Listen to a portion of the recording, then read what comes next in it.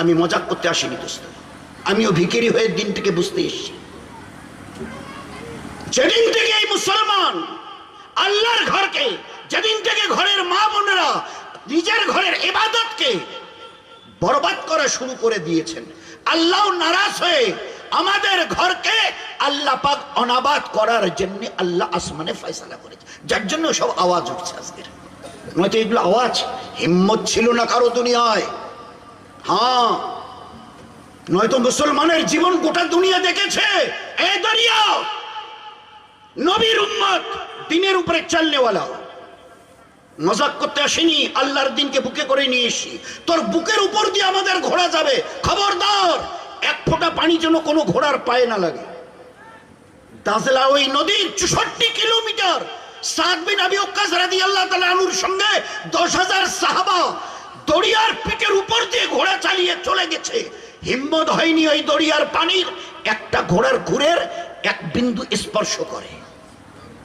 আল্লাহ দেখিয়ে দিয়েছিল মুসলমানের জীবন কেমন ছিল, এদের হাতে কি দেওয়া ছিল। এই আফ্রিকার জঙ্গলের জানোয়ারেরা, নবীর উম্মত মুসলমান আমরা আল্লাহর দিনকে সিনায় করে নিয়ে এসেছি। কতদিন থাকতে হবে জানি না, 2 দিন সময় দিলাম তোমাদের। পুরো জঙ্গল খালি করে দাও। আফ্রিকার জঙ্গল মানে 2, 4, 5 কিলোমিটার বলুন না, আমাদের যারা মাস্টারমশাই আছে জিজ্ঞাসা করবেন, এক একটা করে জঙ্গল 60, 70, 80 কিলোমিটার লম্বা। একজন সাহাবী আওয়াজ লাগিয়েছে, মাশওয়ারা করে সাহাবাদের জামাত গেছিল, একজন বলছে ভাই তুমি একটু আওয়াজ লাগাও। তো আল্লাহ জানিয়ে দিয়েছিলেন আমাদের বাপ ইব্রাহিম আলাইহিস সালাম, এ আমার খলিল আওয়াজ লাগাও আমার এই ঘরের বাইতুল্লাহর জিয়ারতের জন্য। তুমি আওয়াজ লাগানোওয়ালা, পৌঁছাবার জিম্মেদারি আমার। উলামা হযরতদের জিজ্ঞাসা করুন,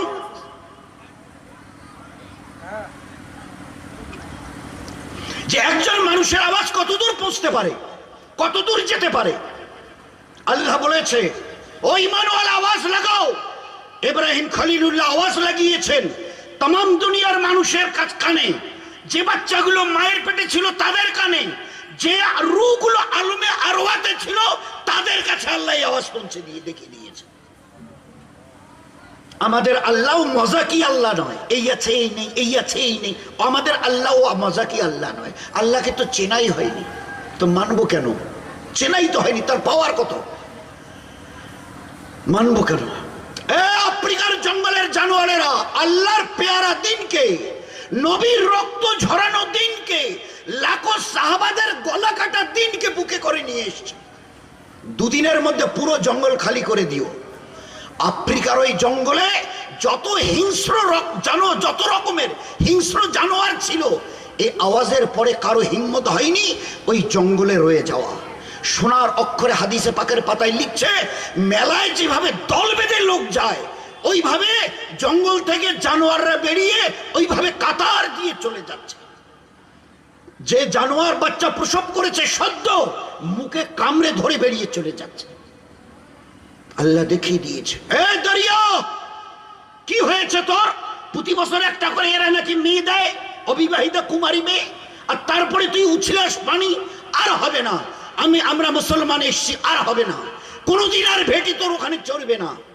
তুই যদি আল্লাহর মখলুক হয়ে থাকিস, আমি উমর বলছি, আমার চিঠি পড়, আর তারপরে পানি দুকুল একেবারে ছেয়ে বয়ে যা, নয়তো কিয়ামতের ময়দানে তোর আর আমার মধ্যে মোকাবেলা হবে আল্লাহ পাকের সামনে।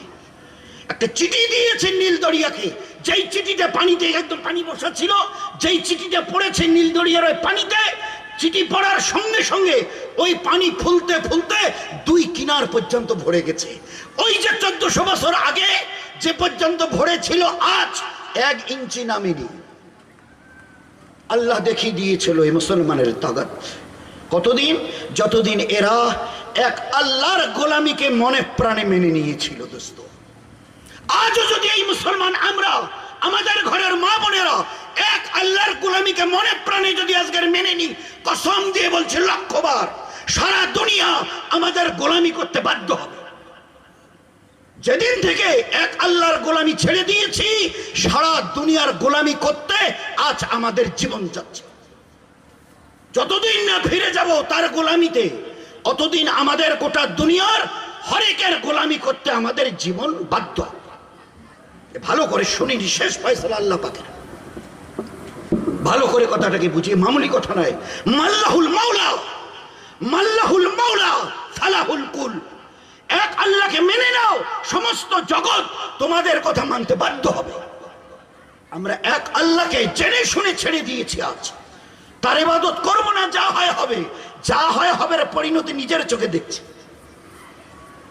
এরপরেও আমাদের সমাজের কয়টা জওয়ান আজকের মসজিদে দেখতে পাচ্ছেন আপনারা? এরা এখনো বুঝতে পারছে না এই যে বিভিন্ন রঙের আযাব কেন আসছে, কিসের জন্য আসছে, কোত্থেকে আসছে আযাব।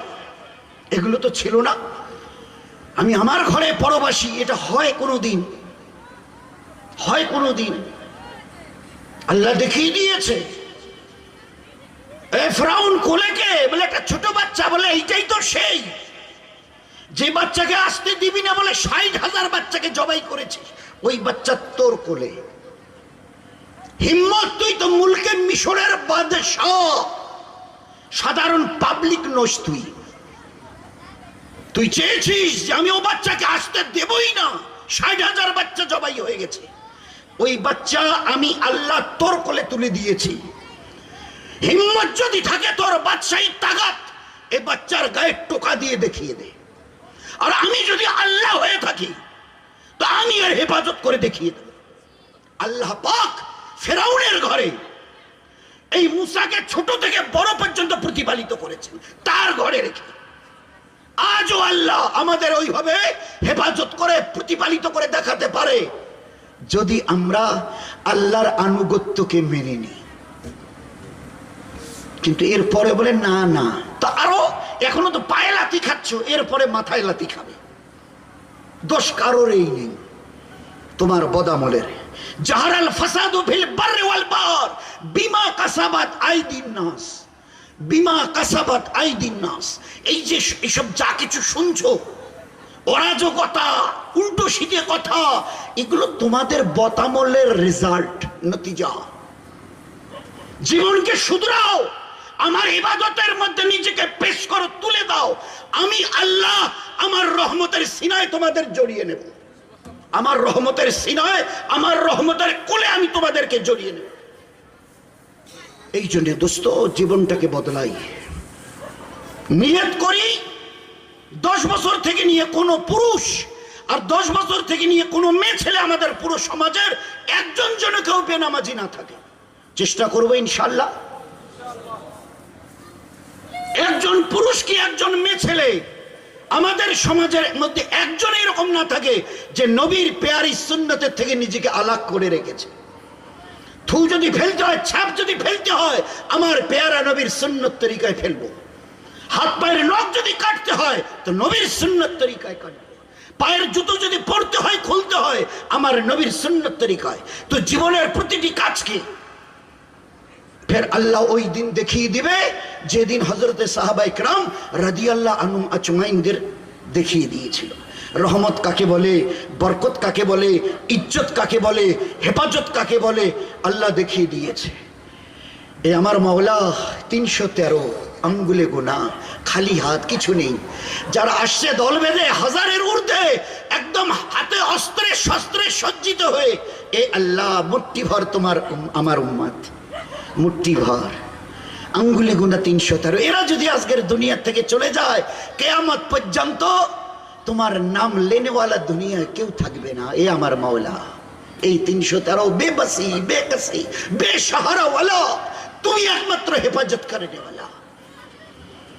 আসছে যারা দল বেঁধে 1000-এর ঊর্ধ্বে তৈরি হয়ে, আল্লাহ পাক নবীজিকে, আমার পেয়ারা হাবিব, আর কাঁদিও না, চোখ তুলে তাকাও, চোখ তুলে তাকাও।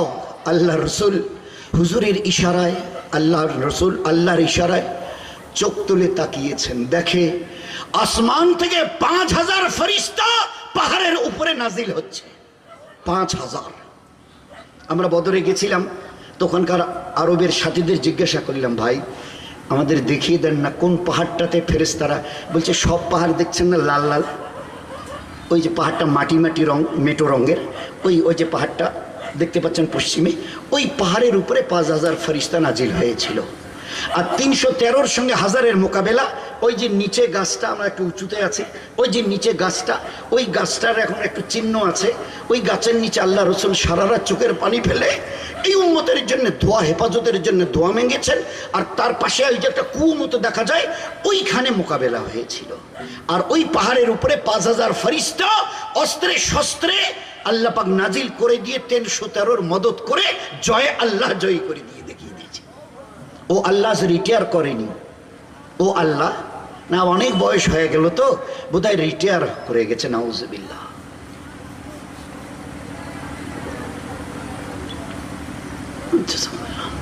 তো এই জন্য ভাই সবার কাছে আমার বড় অনুরোধ, উম্মতের কি দিন গুজরাচ্ছে চিন্তা করতে পারবো না। 7.5 লাখ, তারও বেশি মায়ানমার, নিজের ঘর বাহার, জায়গা ভিটা, জায়গা জমিদার যা কিছু ছিল, চাকরি নকরি, এখন পরবাসী। তারা যাদের এত কিছু ছিল, পরের ঘরের বাংলাদেশি ওয়ালাদের দরজায় গিয়ে ভিক মাংছে, আমাদের আধা কাটা জমি দেবেন, তাবু গেড়ে একটু থাকবো। আপনার ওই বাড়ির জঙ্গলের ওই দিকটায় একটা তাবু গাড়ার মতো জায়গা দেবেন, বাচ্চা কাচ্চা নিয়ে রাত কাটাবো। ভিখেরি 8 লাখের কাছে। চীনে খবর নেন মুসলমানের কি অবস্থা, নয় দুরবস্থা। এসব চোখে দেখেও কানে শুনেও যদি মনে করি না এখনো আমাদের জীবনের পরিবর্তনের এখনো সময় আসেনি, আরো আযাব ঘনীভূত হোক, গাঢ় হোক, একটু উপরে দেখা পাচ্ছে, এটা আমাদের মাথার উপরে এসে ছুঁয়ে যাক, তা তো বলার কিছু নেই। আজও যদি উম্মত আপনি আমি আমরা নিয়ত করি আল্লাহ পাকের সর্বশ্রেষ্ঠ হুকুমকে, 5 ওয়াক্তের নামাজকে আমরা কেউ কাজা করবো না, চেষ্টা যদি করি আল্লাহ করে দেখাবে। শ্রীলঙ্কা একটা দেশ, আমরা যে সময় গেছিলাম 82-83 জন নামাজি ছিল এই কটা বছর মেহনতে। এখন শ্রীলঙ্কায় 100 জন পুরুষ এবং মেছেলে নামাজি, শতকরা নামাজি। সাউথ আফ্রিকার মৌরে তানিয়ে একটা গোটা দেশ, কসম খেয়ে বলছি, এটা মামুলি কথা নাই, মামুলি কসম খাওয়া এমনি শরীয়তে একটু শক্ত, এর মধ্যে পুরো হক্কানিয়ত যদি না থাকে তো খবরদার, কসম। তো কসম খেয়ে বলছে, পুরো মৌরে তানিয়ে একটা দেশ, 10 বছর থেকে নিয়ে কোনো পুরুষ আর 10 বছরই মেয়ে ছেলে থেকে নিয়ে কোনো মেয়ে ছেলে উপরের একজন গোটা দেশে বেনামাজি নেই। How it was possible?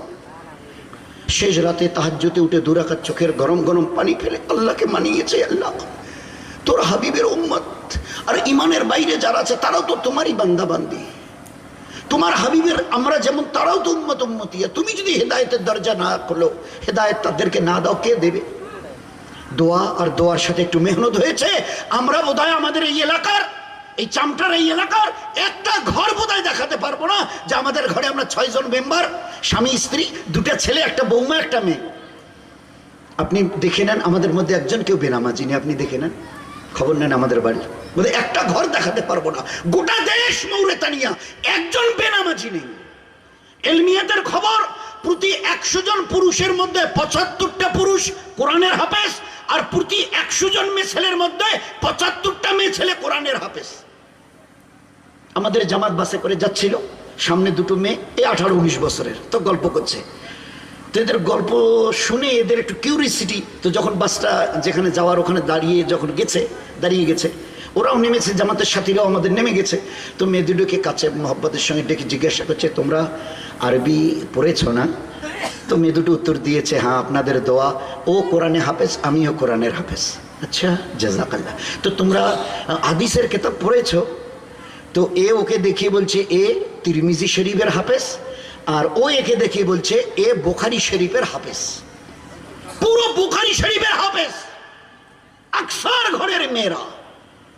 এ কোন ফরজ, এ কোন ফরজ? ইলমে দিন তো ফরজ, ওই একটু মশা বলে গেছিলেন তালাবুল ইলমে ফরিদা, এ কোন ফরজ? বলে মহাসাব নামাজ কতদিনে ফরজ হয়? তাহলে 10 বছরের ওই ওপাশ থেকে। রমজানের রোজা ফরজ কদিন থেকে? তাহলে 10 বছরের ওপার থেকে।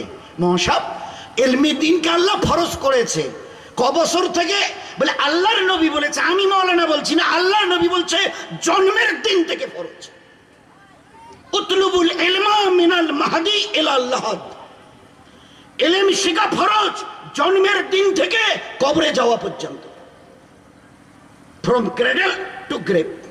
বাচ্চা যখন জন্ম নেয় দাদি নানি এসে হাতে নিয়ে দোলায়, আল্লাহ রসুল বলছে ওই দিন, ওই দোলনা ওই দিন থেকে নিয়ে মৃত্যুর দিন পর্যন্ত। কত বড় ফরজিয়াত! এই ইলম নূর দিয়ে ভরা, এই ইলম হেদায়েত দিয়ে ভরা, এই ইলম নেকি আর সওয়াব দিয়ে ভরা, যা থেকে আমরা মুখ ফিরিয়েছি। আজ মাদ্রাসাগুলো বানাতগুলোর এর মূল্য আমাদের কাছে নেই। এ কোরআনে কারিমের এক একটা হরফ আল্লাহ নেকি থেকে খালি করেনি, একটা অক্ষরকে পর্যন্ত নেকি থেকে খালি করেনি। একটা অক্ষর এমন নেই যে মানুষের জন্য হেদায়েতের রাস্তা দেখায়নি। আমার বাচ্চাকে শরীয়তে অজগর, শরিয়াতে আম, হাস্যতে ইঁদুর পড়াচ্ছি, মানা নেই। কতে কাকাতুয়া, খতে খরগোশ, গতে গরু পড়াচ্ছি, মানা নেই। এতে অ্যান্ড পিপিলিকা, বিতে বি মৌমাছি, সিতে ক্যাট, বিড়াল, ডিতে ডগ, কুকুর পড়াচ্ছি, মানা নেই। আরে ওর সঙ্গে অন্তত পক্ষে আলিফতে আল্লাহ, বেতে বিসমিল্লাহ, কি অসুবিধা আছে? ও তো শুরু আর জানোয়ার ছাড়া অন্য কিছু খুঁজে পাওয়া যায়নি। আর এখানে আল্লাহ, মৌত, কবর, আখেরাত, রসুল ছাড়া অন্য কিছু এখানে যোগ হয়নি। যেমন সাহাবাদের ঘরের মা, তাদের জীবন, বাচ্চা কাঁদতো, আমাদেরও মায়েদের কোলে কাঁদে, কি বলে, এই বেটি চুপ চুপ, বাঘ আসবে, ভাল্লুক আসবে, হাতি আসবে। হায় আফসোস, আমরা আমাদের মায়ের কোলে জন্মের দিন থেকে জানোয়ারের নাম শুনে শুনে বড় হচ্ছি। সাহাবা, লক্ষ সাহাবাদের ঘরের মায়েদের কোলে বাচ্চা কাঁদতো, মা বলতো, এ বেটা চুপ, এ বেটি চুপ চুপ, আল্লাহ আসবে, রসুল আসবে, ফরিস্তা আসবে, কিয়ামত আসবে। এই বাচ্চা মায়ের কোলে আল্লাহ, রসুলের, ফরিস্তার কথা শুনে বড় হচ্ছে। আমাদের মায়েদের কোলে তাদের কাছে দিন নেই, যার জন্য জানোয়ারের নাম আমাকে শুনিয়ে শুনিয়ে বড় করাচ্ছে। মা বাচ্চাকে সাহাবাদের, নবীদের জীবনী শুনিয়ে শুনিয়ে ঘুম পাড়াতো। আজকের মা শিবির, টিভির সিরিয়াল শুনিয়ে শুনিয়ে ঘুম পাড়ায়। আর তারপরে যদি কাঁদে তো মোবাইলটা, ওই যে নাচনেওয়ালি, গানেওয়ালি বেহুদা ছবি, ওইটা চালু করে বাচ্চাটার হাতে দিয়ে বলে, এইটা দেখ। বাচ্চা বেশ খুশি হয়ে যায়। বাস তুমি মা এখানে যখন যা মন চায় তুমি গিয়ে করো, যতটা ইচ্ছা সময় লাগাও, আমি এই নোংরা ছবি দেখতে দিয়েছো না, আমি ঘন্টার পর ঘন্টা দেখতে থাকবো। আজ আমাদের ঘরের তালিম, বাচ্চাদের তালিম হচ্ছে এটি। সাহাবাদের ঘরের মায়েরা 1 বছরের বাচ্চাকে কোলে বসিয়ে বলতো, বেটা তোর এই হাতকে দিয়েছে বলতো, এই বেটি তোর এই দেখার চোখকে দিয়েছে বলতো। আল্লাহর পরিচয় করাতো। আমরা সিনেমার নায়ক নায়িকা, গায়ক গায়িকার পরিচয় করাচ্ছি মোবাইল হাতে দিয়ে, টিভির চ্যানেল চালু করে দিয়ে।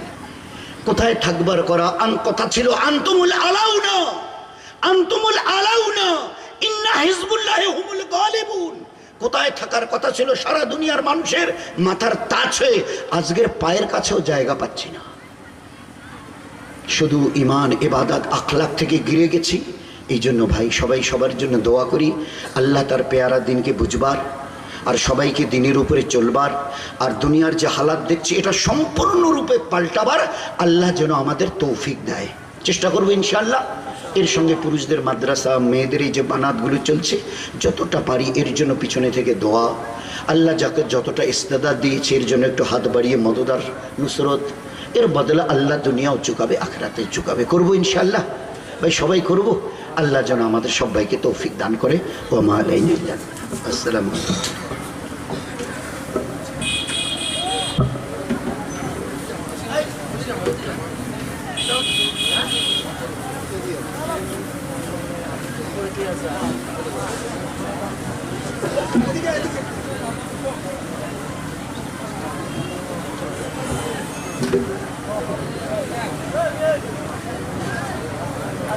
সামনে